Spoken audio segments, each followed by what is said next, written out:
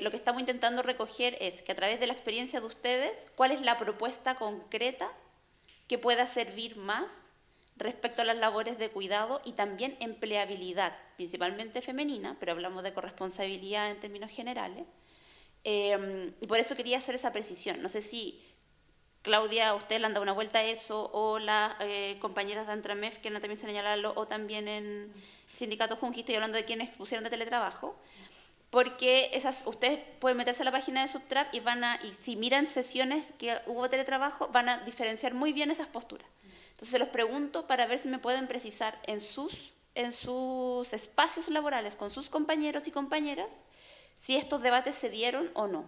Lo que pasa es que tiene mucha relación también con la organización que tienen los trabajadores. O sea, es muy distinto ya las empresas que tienen sindicato o que tienen una alta sindicalización, como es el caso, por ejemplo, de Aguas Andinas, a otros empleos. O sea, estamos hablando de aquí que la mayoría de los trabajadores chilenos y chilenas no pueden formar sindicato, ¿ya? Eh, entonces, lo que ocurre ahí es que de alguna forma nosotros tenemos mejores condiciones incluso para hacer teletrabajo, incluso teletrabajo total, porque de hecho a nosotros nos entregaron hasta escritorios, sillas, o sea, nos entregaron todo, internet, lo que no ocurre en otras empresas o que tienen una baja sindicalización o que no existen sindicatos. Y aún existiendo algunos sindicatos, les costó mucho que incluso les entregaran computador. Entonces hay como distintas realidades entre una organización y otra, entre el sector público y el sector privado. Por eso decía que el teletrabajo generalmente es más para un segmento específico de trabajadores, porque si tú le extiendes, o sea, si tú de alguna forma estableces el trabajo remoto para trabajadores que no tienen sindicato o que tienen más bajo salario, porque todos sabemos que los salarios en Chile, más del 50% gana menos de 500.000 pesos, ¿ya? Lo más probable que dispongan las empresas de más precarización laboral a través del teletrabajo. Entonces, por eso que hay que ir, yo discrepo un poco de lo que dijo Alejandra, que lamentablemente no está, en que ojalá le extiendan los pactos en forma individual cuando no existan sindicatos, ¿ya? Porque en realidad la negociación individual no existe en la práctica, por el tema de subordinación y dependencia a la que se somete el trabajador. Entonces, en el fondo termina siendo siempre una imposición de los empleadores.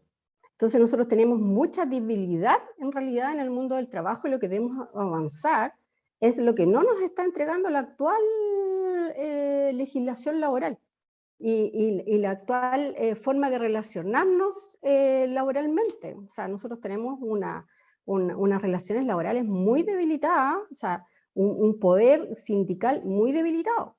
Entonces, creo que también tenemos que primero avanzar hacia allá eh, para poder, pero de todas maneras mejorar lo que se estableció en teletrabajo, porque de todas maneras va a significar más precarización laboral para aquellos que tienen menores ingresos. Sí, es una temática súper compleja, creo, precisamente por esta diferenciación entre lo privado y lo público, que es una disyuntiva en la que no hemos logrado avanzar desde prácticamente ninguna perspectiva a nivel de política privada, políticas públicas. Esta falta de transversalización, de equidad y de igualdad en las condiciones de trabajo nos aleja, nos distancia. En definitiva, todavía para nosotros existe, y lo sabemos y lo vivenciamos, esta distancia entre el mundo de trabajadoras y trabajadores del sector privado respecto del público, donde existe esta rivalidad o esta idea de que una está mejor posicionada que la otra, que tiene mejores condiciones que la otra, y por eso al comenzar mi intervención en esta mesa señalé aquello, no estamos muy distantes de eso, no es difícil empatizar, precisamente por las situaciones que estaba comentando Claudia. Por eso, desde nuestra perspectiva, no es difícil hacer conversar ambas formas de trabajo. porque las realidades apuntan a aquello. En nuestro servicio nos hemos encontrado con casos de compañeras y de compañeros también que están al cuidado de sus familiares, como por ejemplo con enfermedades muy graves, en que les es imposible compatibilizar en este escenario de mayor flexibilidad el poder hacerlo de manera híbrida, y necesitan acogerse a una modalidad de trabajo que sea absolutamente regida en su hogar. Y que han sido capaces de compatibilizar ese trabajo porque además necesitan y no tienen otra alternativa más que la de renunciar al empleo para poder llevar a cabo ese tipo de cuidado, y lo mismo pasa con respecto a hijos. Es la situación que les planteaba respecto a nuestro protocolo, que es muy restrictivo a juicio nuestro, y es lo que hemos representado también a la autoridad saliente como a esta administración respecto a los criterios a emplear cuando se implementan topes, límites de edad o límites de mecanismos de trabajo. Genera esa disyuntiva, y nos hemos encontrado con compañeras de trabajo que finalmente han tenido que renunciar porque o no se les ha autorizado ese tipo de jornada de trabajo, o porque no se les ha revisado su caso de manera que sea equitativo al resto de los compañeros y compañeras. Entonces ustedes dirán, bueno, casa de cuchillo de palo, pero son realidades que ocurren y que nuestro objetivo es poder mejorarlos. Si existiese una política o un espacio de trabajo, como señalaba también aquí la compañera, donde confluyeran esas mesas de trabajo y esos espacios públicos y privados que garanticen una forma de trabajar de manera justa y equitativa, sin duda que este tipo de instancias estarían subsanados. A nosotros en el sector público nos tocó que, a diferencia de la ley de teletrabajo que normó y reguló el cómo ejercer el trabajo a distancia, en nuestro caso en el sector público eso no existió. De hecho, tuvimos un pronunciamiento de la Contraloría General a propósito de una solicitud que se hizo, una consulta, que estableció fija claramente, no aplica el retribuir de manera económica el pago de ciertos elementos de trabajo. A través de una movilización en el 2021 en la Dirección del Trabajo en la región metropolitana pudimos lograr que se estableciera ciertos estándares que nos parecen muy bajos, como por ejemplo para algunas oficinas acceder al llevarse la silla ergonómica, llevarse el computador, y con mucha dificultad precisamente por las autorizaciones, de manera que mientras eso no sea equitativo para ambas partes, vamos a seguir arrastrando esa precarización. En definitiva, es una precarización del trabajo. Por lo tanto, más allá de que no hemos podido hacer una consulta, nosotros, como señalábamos, nos constituimos en agosto, sí tenemos una visión de lo que significó hacia atrás, sobre todo en el contexto de la pandemia, y nos parece que es importante que se vean ambos ámbitos, dependiendo de la realidad de cada funcionario, trabajador o trabajadora. Porque existen realidades diversas y creemos que ambas partes pueden conversar. Puede ser híbrido y puede ser remoto dependiendo del caso. Perfecto. Solo la última pregunta, aprovechándome de la expertise de Cassandra Ete. Se ha expuesto latamente muchas veces del mal uso del bono compensatorio, no siendo una creación legal sino doctrinaria, pero se ocupa como que fuera ley y de mala forma. ¿No ven un riesgo a propósito de las malas prácticas y lo que exponen quienes son sindicalistas? Efectivamente, la relación de poder, digamos, de lo que significa la parte más fuerte y la parte más débil del mundo laboral. De que un teletrabajo total pueda hacer que empleadores aumenten malas prácticas a propósito del derecho a esa lacuna. Bueno, saludarlas a todas las presentes. Hablé finalmente. Sí, es un riesgo siempre. O sea, de hecho, hoy mismo en las fiscalizaciones que efectuamos respecto al pago del bono de compensatorio, nosotros evidenciamos que se paga menos de lo que debiese pagarse a una sola cuna. O sea, vemos que el piso, o sea, en varias empresas que hemos fiscalizado, no sobrepasa los 200.000, 220.000 pesos, y la Dirección del Trabajo se ha pronunciado al respecto, que tiene que ser equitativo a lo que efectivamente se paga a una sola cuna. Pero esa paga la hacemos, si se fiscaliza y se sanciona a las empresas, y son multas amplias, grandes, de las más grandes que hay en el tipificador, o el instrumento, o el multero que se le conoce. Esa pega se hace. Claro, el riesgo está, evidentemente, pero la realidad es que eso hoy día ya es un hecho. O sea, los empleadores no están pagando lo que corresponde, para justamente cautelar que el beneficio sea efectivo. Me parece una cosa, y usted lo mencionó, que esto tiene que ver con también un diálogo con educación. O sea, nosotros delante conversábamos para preparar en el fondo la presentación que hizo Jocelyn, que hoy día el trabajo a distancia o estas situaciones mixtas se instalaron como realidad. Es un hecho. Hay que disputar los sentidos respecto al concepto de trabajo, por cierto. Me parece que es necesario adelantarse a esa discusión porque nos acostumbramos a actuar reactivamente. ¿Y eso qué significa? Que, por ejemplo, la Dirección del Trabajo, nuestra institución, debe también dar una discusión respecto a un trabajo de mayor calidad. O sea, creo que el empleo público hoy día está en una instancia para poder discutir, hacer un trabajo de calidad y salirse un poco de esta lógica que genera la IPES, la Dirección de Presupuesto, a propósito de cumplimiento de meta. O sea, yo creo que es necesario poder discutir eso, trasladar esa discusión, porque efectivamente nosotros, ¿qué pensamos cuando hablamos de calidad? Hacer un trabajo que primero sea eficiente y eficaz, por cierto, en el fondo hacer cumplir la normativa laboral vigente, pero además que sea un trabajo comprensible para los usuarios. O sea, que un usuario, por ejemplo, en el ámbito de la fiscalización, que es el rubro que con Jocelyn realizamos en la ET, lea el informe y comprenda qué pasó. Pero esta mecanización del trabajo nos está llevando a hacer informes que básicamente responden, cumple o no cumple. Pero es necesario comprender. Y cuando hablamos de calidad, tiene que no solo ver desde un punto de vista de la fiscalización o la resolución del conflicto, sino también de la prevención. Y por eso me agarro de lo que usted señala, porque es efectivo que acá es necesario dialogar con otros ministerios, por ejemplo, con el Ministerio de Educación. Que la Dirección del Trabajo, por ejemplo, se instale en la escuela. Que generemos programas de capacitación a los docentes para que ellos puedan también instruir a los estudiantes, futuros ciudadanos, en materias laborales. Y esa discusión me parece que estamos en una etapa, en un proceso, evidentemente de crisis, pero las crisis también generan posibilidades. Y creo que es necesario que como política pública también pensemos en eso. O sea, en el fondo, la discusión es sana, necesaria, la celebramos, por cierto, agradecemos el espacio. Pero me parece que debiésemos también apuntar a aquello. Y como asociación nosotros esa discusión la estamos dando. O sea, entendemos que nuestro rol como fiscalizadores, como conciliadores, en fin, todos los servicios que prestamos a la ciudadanía, deben pensarse en nuestra dinámica. Y me parece que disputar estos sentidos que hay respecto al concepto de trabajo, que es un concepto polisémico, ¿no? Es necesario adelantarnos a situaciones. La Dirección del Trabajo no tenía protocolo. Con el estallido social se evidenció eso. Y generamos un protocolo como asociación, pertenecíamos a otras asociaciones en ese instante, y generamos la instancia para poder generar un protocolo. Claro que después esta experiencia sirvió para tener protocolo para la pandemia, ¿no? Y por cierto que es necesario, por ejemplo, replicar lo que hoy día se está haciendo con la agenda de género en la Dirección del Trabajo, generar encuestas, involucrar instancias, o sea, involucrar a los compañeros de trabajo a las discusiones, a las decisiones de la política pública institucional. Y una realidad. Es difícil.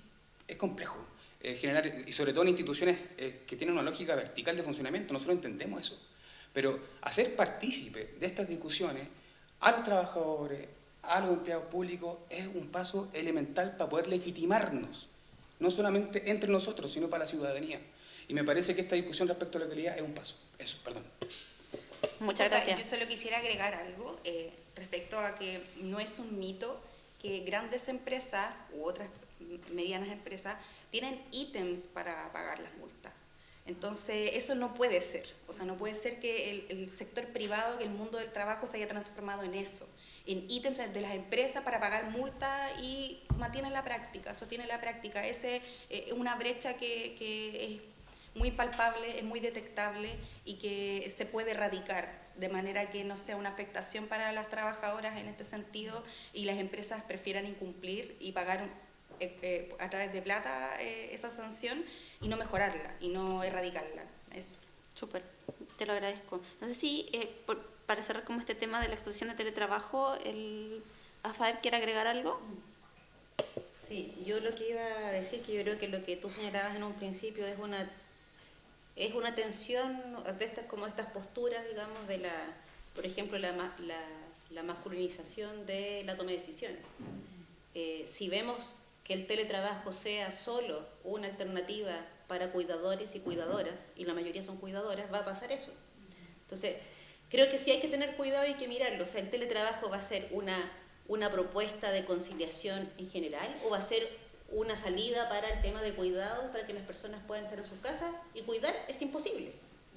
O sea, yo creo que eso, si algo nos demostró la pandemia, es que no se puede teletrabajar y cuidar a la vez. O trabajas o cuidas.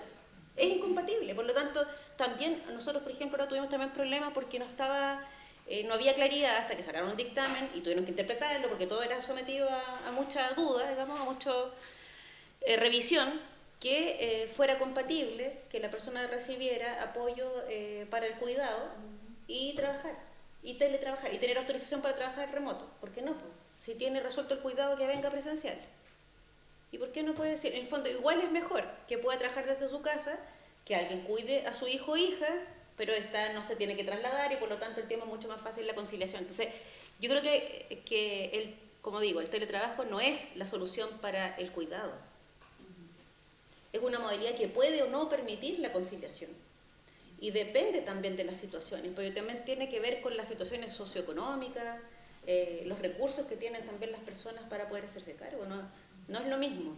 Pero también creo que como estamos en un momento que si bien estamos saliendo como en emergencia, igual seguimos en una situación post-pandemia, que tenemos un panorama que no es normal, digamos, donde además tenemos todo este problema de la recesión que se viene y por lo tanto hace también súper importante que a lo mejor en este periodo de emergencia sí buscar alternativas donde la modalidad de trabajo a distancia permite que las mujeres mantengan su fuente laboral.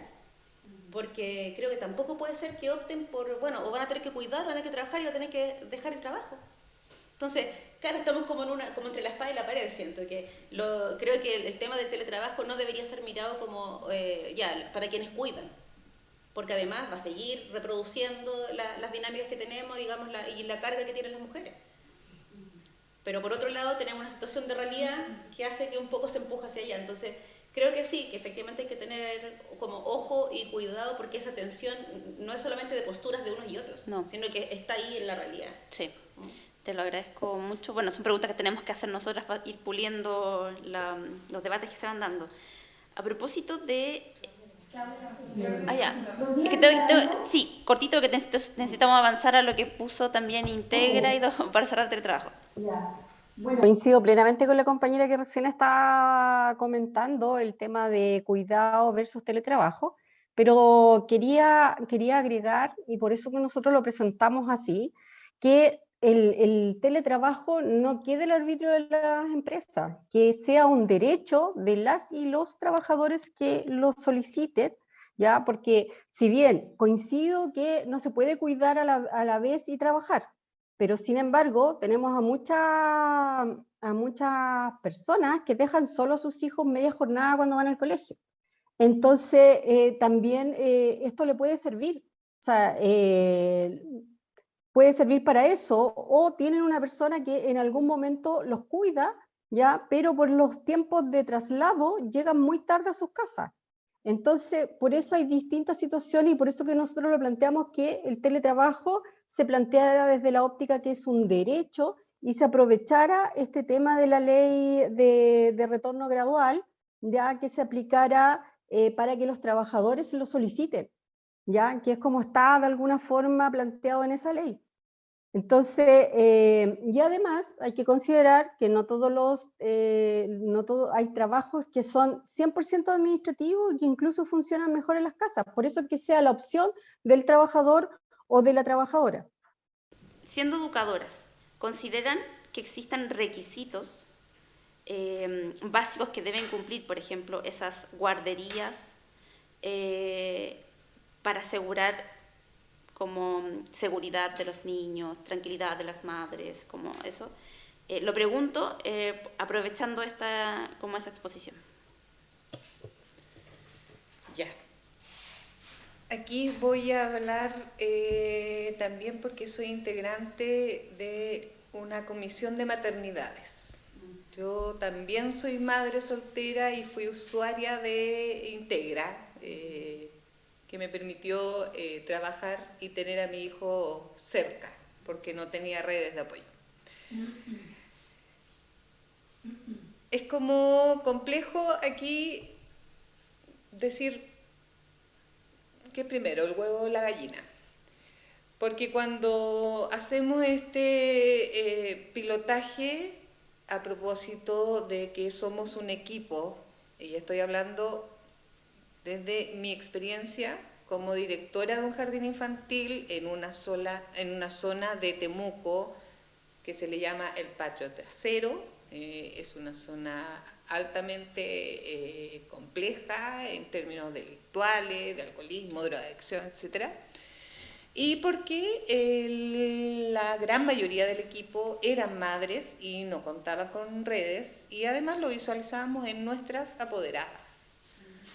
Y a partir de eso hicimos esta experiencia en donde pudimos gestionar junto con el Centro de Padres. Ahí nosotros participamos, pero desde la sombra, apoyando esta experiencia que nos gustaría volver a retomar, en donde pudimos gestionar que las personas que estuvieran a cargo pudieran pasar por las mismas pruebas que pasa una técnico para acceder a Integra. Primero que nada, llámese certificado de inhabilidad, certificado de antecedente, pruebas técnicas, pruebas psicológicas, etc. Y un periodo de observación y acompañamiento que lo hacíamos voluntariamente las profesionales que quisimos participar de esta experiencia. Además, hicimos algún trabajo de elaborar set de juegos y poder ir seleccionando el material más adecuado de acuerdo a las características que también Integra nos orienta, y además potenciar de que las personas de apoyo, porque aquí teníamos a 2 personas que eran tituladas de técnico en educación parvularia de liceo, pero eran tituladas. Y había personas que iban a apoyar en temas de auxiliar de servicio y podían acceder también, motivando a las otras mamás a estos programas CENSE, Capitán Abeja, Capitán Semilla, etcétera, en esos momentos. Y eso era como un requisito para poder acceder a este espacio que funcionaba como desde 7:30 de la mañana hasta 8:30 de la tarde con sistema de turnos. Ahora, cuando se empezó a difundir esto, hubo mucho interés entre madres profesionales que querían perfeccionarse, entre madres profesionales independientes. Por ejemplo, tenía un par de apoderadas que eran psicólogas y que tenían la oportunidad de dejar 1 o 2 horas más a su hijo en este espacio, que era una ludoteca donde iba a estar con niños conocidos, en un espacio seguro, y donde ella también podía trabajar esas 2 horas atendiendo más pacientes, y también eso con el impacto que significa el tener esa retribución económica además. Y las mamás, sobre todo las mamás independientes que tenían la posibilidad de poder trabajar en el comercio ambulante, como te digo, en las ferias, desde temprano, porque efectivamente los horarios de los jardines infantiles no coinciden. Es más, no coinciden ni siquiera con las trabajadoras de los jardines infantiles. Entonces, ahí, por eso hicimos este pilotaje y esta idea que nos resultó bastante bien, y después vino la pandemia y bueno, no tuvimos el Centro de Padres y el apoyo en otras cosas, y además no había tampoco la necesidad, porque ha sido el retorno tan lento después de la pandemia de niños, que tampoco hay mucha demanda porque las mamás están sin trabajo todavía. Y la última precisión, ¿cómo han visto el tema de lo que les contaba de la falta de profesionales y la falta de captación? Lo que sucede en Integra con respecto a las profesionales, que creo que ahora, cuando transitemos al ministerio, se va a regular, que va a ser una profesional educadora por aula, que eso aún no está regulado, pero también es por ley. No es que estén sobre la ley Integra ni al margen de la ley. Pero sí las técnicos es muy difícil encontrar reemplazos por el bajo sueldo que reciben finalmente. Y lo mismo sucede con educadoras de repente, que no podemos encontrar reemplazos para educadoras porque el sueldo que reciben de repente es casi el mismo que pueden trabajar en, no sé, servicio doméstico, haciendo asesorías en las casas, que hay muchas empresas que se dedican a hacer esta como estimulación temprana en el hogar. Sí, quería consultar solo en el fondo, a partir de esa experiencia, como qué fueron elementos facilitadores y obstáculos, en el fondo, como para poder entender cómo es la implementación de este modelo, como qué fue lo más difícil, qué fue lo que en el fondo fue como facilitador, y en particular con respecto como a esta idea de la capacitación de alguna manera de estas personas. ¿Qué fue lo más difícil? Encontrar el espacio. Habiendo mucho espacio y fue difícil conseguir el espacio Ahí sí. Fue difícil conseguir el espacio, fue lo que más demoró y eso lo hicimos a través de nuestro centro de padres, que le dio una solicitud a una junta de vecinos que estaba todavía, no se constituía bien, pero estaba el espacio, entonces ellos ofrecieron que a cambio de que les facilitaran el espacio, ellos iban a pintar, a reparar baños, a adecuarlos, etc. Y así se pudo hacer. No se pagaba arriendo, era un espacio que no estaba en uso, pero estaba en buenas condiciones para recibir a los niños, que lo fuimos a ver y acompañamos al presidente en ese tiempo del Centro de Padres para ver si cumplía al menos con los mínimos para que un niño estuviera entre 2 y 3 horas, que no era lo máximo que estaban los niños, de repente eran media hora, 1 hora, que era como el espacios en que las mamás demoraban entre que cerraba el jardín y alcanzar a llegar. Sí. Gracias. Justamente sobre eso, sobre los espacios. Hay distintas experiencias en distintos momentos donde han habido ejercicios parecidos. La Fundación para la Superación de la Pobreza lo tuvo en su momento, el conocido Servicios Comunitarios, en fin. Y con los espacios había una normativa por parte de la Subsecretaría de Párvulo. Cuéntame, ¿ustedes ocuparon la normativa? Eso. Absolutamente. Nosotros nos regimos de acuerdo a lo que para nosotros quisiéramos que estuvieran nuestros hijos. Y ahí baños adecuados, espacios adecuados. Los niños no comían en los espacios. Eso era también una de las dificultades que habían también. Pero los baños, los accesos, espacios de esparcimiento, el material adecuado, suficiente en tamaño. Ya, muchas gracias. Y la última pregunta que teníamos efectivamente para Párvulo Red, que ustedes señalaron que habían estado aportando, estaban en la discusión de Sala Cuna. Bueno, Sala Cuna es uno de los grandes temas precisamente de medidas, digamos, de conciliación. ¿Podrían profundizar lo que ustedes ven como complejo? Porque hay un proyecto que está en el Congreso. Del proyecto actual, lo que ustedes aportaron, porque eso sería interesante saber, porque además Sala Cuna sale en todas las presentaciones, entonces como... No, nosotros no hemos participado de este proyecto. Nosotros, curiosamente, no nos han invitado a participar. Sí nos hemos acercado nosotros actualmente, hace ¿cuánto? 6 meses atrás, hay quienes habían puesto en tabla nuevamente este proyecto. Y reiteramos de la misma manera que lo reiteramos acá, creemos que es un muy buen proyecto, pero hay que hacerle los cambios para que abarque a todos nuestros niños y niñas, no solamente a madres cotizantes o padres cotizantes. Creo que es ahí donde está la gran dificultad con respecto al tema de la Sala Cuna universal. O sea, que sea universal. Perfecto. ¿Y usted lograron ver el financiamiento que se propone ahí?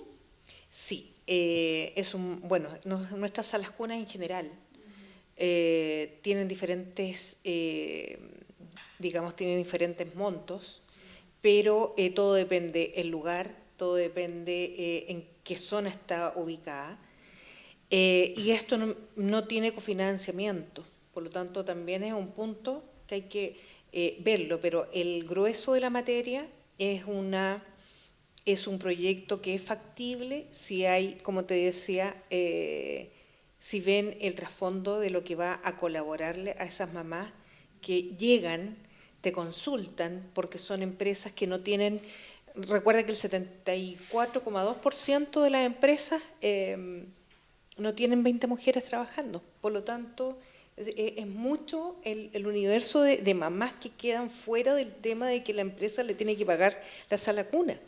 Y son esas mamás que llegan y en su desesperación no tienen para cancelar la sala cuna. ¿Me entiendes? Entonces, a ese trasfondo va, a esa mamá, a ese apoyo, a esa mamá, a ese papá. Todavía falta mucho con respecto a la corresponsabilidad, pero hay que dar el paso, hay que estar en las voluntades de todas las líneas políticas para que esto efectivamente se afine en los detalles, no nos veamos tanto el ombligo, sino que veamos un poco a nuestros niños y niñas. Eso es con respecto al proyecto. Me gustaría hacer una consulta a nuestra colega íntegra y a la pregunta por la que tú hiciste, con respecto al personal. Nosotros hemos pedido que se nos amplíe la posibilidad de que sea el coeficiente técnico a educadoras diferenciales, técnico diferencial, para poder también tener un universo mayor, a poder, digamos, tener la cantidad personal que corresponde, porque a veces efectivamente nos ha pasado lo mismo, ¿ya? Y sin embargo de la subsecretaría se nos ha negado, ¿ya? Creo que es una muy buena posibilidad poder ampliar, porque efectivamente después de pandemia hemos visto que nuestros niños con necesidades especiales llegaron en mayor cantidad porque no estaba el filtro de nuestro, desde pequeños ver aquí pasa algo, llévelo al especialista correspondiente para que le haga el diagnóstico. Entonces llegaron sin ese diagnóstico y llegaron a nuestras manos. Y ahí nos dimos cuenta. Y llegó mucha cantidad de nuestros niños con necesidades especiales y nosotros no somos las expertices en el tema. Por lo tanto, la inclusión de la que tanto hablan, si no nos dejan ingresar dentro de ese coeficiente técnico a las especialistas en estos temas, esa inclusión siempre va a ser mucho más complicada. Y creo que estoy hablando lo correcto. Yo quería mencionar el tema de la sala cuna, que nosotros en el sector privado no queremos perder un derecho, y entiendo que el proyecto de sala cuna lo que contempla es como una especie de bono compensatorio. Entonces, el derecho, en realidad el derecho a sala cuna significa a cubrir el valor que tenga la sala cuna, ya sea que en el tiempo vaya subiendo. Entonces, para nosotros es importante, pero también es importante que se saque la restricción de las 20 mujeres que tienen que tener las empresas, sobre 20 mujeres para que tengan acceso a la cuna. Yo creo que el beneficio tiene que ser, o sea, el derecho tiene que ser para las madres y los padres trabajadores. Así como, por ejemplo, cuando es carga un niño o es de la mamá o del papá, independiente del lugar donde trabaje. Entonces, y lo otro que también serviría bastante, que nos ha pasado, ya que mujeres que, las señoras de alguna forma de nuestros socios, nuestros trabajadores, quieren ingresar al mercado, o sea, al mundo laboral, ya, y no pueden porque son las que están cuidando a los niños en la casa. Entonces, de alguna forma que si el padre tiene la opción de tener este derecho a usar sala cuna, su señora pueda también ingresar al mundo laboral. Entonces es importante ahí darle una buena vuelta a lo que es el proyecto de sala cuna universal, porque yo entiendo que igual en lo que vimos en su oportunidad, igual es un atentado a un derecho que está consagrado de alguna forma en la legislación laboral, que obviamente está reducido, ya porque la mayoría de las empresas incluso se ajustan a tener menos trabajadoras para no tener que incurrir en este costo de sala cuna. Eso por el momento y gracias. Y a propósito de lo que decía Claudia, hasta antes de la pandemia, el bono compensatorio se podía entregar en 4 excepciones, que no son la gran mayoría porque no está legislado el bono compensatorio, es un invento de la ADT, un buen invento para mujeres que tienen faena fuera de la ciudad. Pero con la pandemia, el bono compensatorio se empezó a otorgar porque no estaban las lagunas abiertas. Entonces quiero saber, a propósito de lo que tú nombraste como fiscalización del bono compensatorio, es si en la realidad que ustedes ven se ha vuelto al derecho de la sala cuna de pagar lo que corresponde por la sala cuna, o sea, los convenios que tienen que hacer las empresas con las sala cunas para mandar, o sea, con sala cunas para enviar a los hijos e hijas de trabajadores y trabajadoras, o el bono compensatorio se está transformando en la opción que está dando el empleador. Te respondo, mira, hasta hace aproximadamente 2 meses el bono compensatorio era la respuesta para el empleador, ¿ya? Hace 2 meses que se comenzó a reactivar en algunas zonas el tema de que las mamás están retornando a las salas cunas y el empleador está buscando, normalmente a través de intermediarias, la sala cuna que tenga la certificación correspondiente. Pero se sigue dando el tema del bono compensatorio. Hay empresas que son reincidentes, parece que les gusta mucho el tema del bono compensatorio y siguen en el tema. Pero, como te digo, hace 2 meses aproximadamente se ha visto una reactivación. Puede ser porque tal vez también las mamás, las mismas empresas han visto que se está volviendo a una normalidad dentro de esta post-pandemia, pero el bono compensatorio se continúa. E incluso en tiempos de pandemia, abriendo ya las salas cunas, abriendo ya una gran cantidad a nivel nacional las salas cunas, hubieron entidades del Estado que no tenían a ninguna mamá inscrita en sala cuna y les pagaban directo, seguían con el bono compensatorio con las mamás. ¿Me entiendes? Por lo tanto, teníamos directamente el dato, la información al respecto. Ninguna mamá estaba inscrita a nivel nacional en ninguna sala cuna. Y eso, entidad del gobierno. Otra pregunta con respecto a lo mismo, disculpa, Dani. Si ustedes pudieron observar si el bono compensatorio que entregaba el empleador o la empleadora no alcanzaba para el costo de la sala cuna. ¿Ustedes vieron como realidad que ese bono compensatorio haya ido a guarderías irregulares? Sí.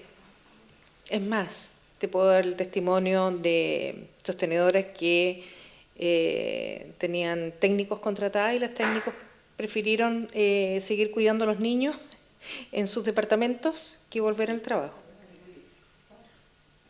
Gracias.